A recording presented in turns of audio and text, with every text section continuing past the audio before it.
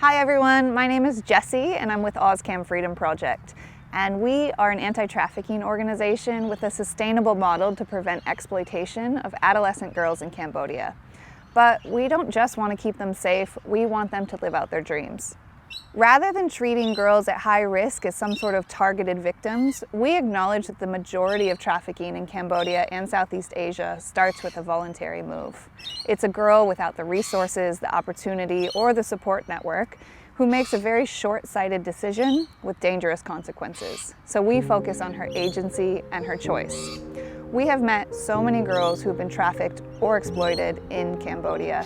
And what if we could determine the moment and the motivation that got her there? Could we prevent it?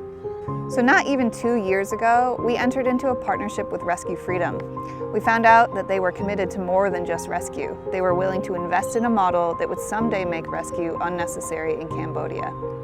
And now together, we are changing the future of anti-trafficking and the future for girls in Phnom Penh. This has only been possible because we continue to run towards, not from, enormous challenges. Here's one example. When COVID-19 hit, communities across Cambodia were devastated by job losses, which drastically affected the affordability of things like food and healthcare. The impact on families left girls more vulnerable than ever to exploitation in their communities and bogus offers from traffickers. In the past, we relied heavily on government schools in order to identify girls at risk. But earlier this year, after all schools in the country were shut down, we no longer had a way to reach them. So we came to the Rescue Freedom team with an idea, and you all acted quickly to make it happen. Within a week, we were able to launch a crisis hotline to reach girls anywhere in the country, and we named it the Freedom Line.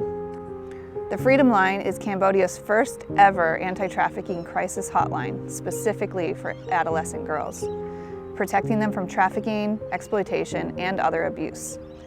These are girls with nowhere else to turn. The hotline is staffed by our certified social workers who field incoming calls, perform assessments, and provide appropriate intervention to keep girls safe. For a while, many girls began calling in simply because they were hungry.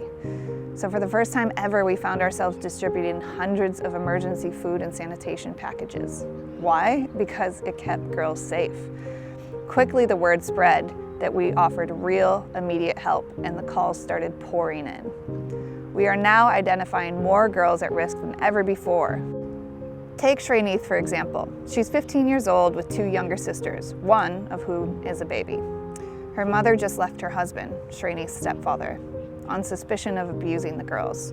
But he still makes unwanted visits to the house, and Shreneith was feeling pressure to drop out of school to support the family any way she could. And any way she could would likely lead to exploitative work or worse, trafficking.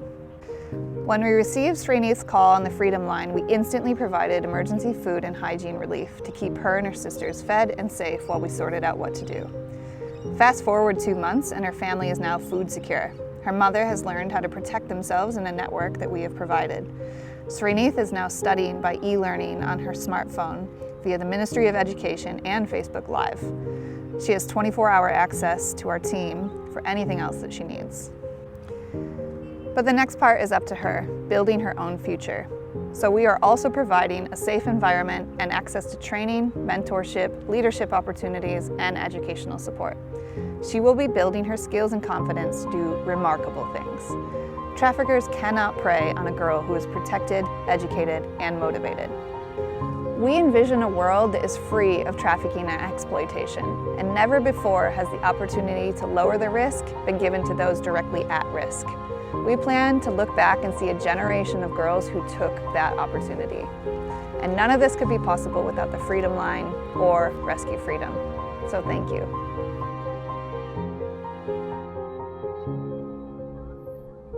Thank you, Rescue Freedom.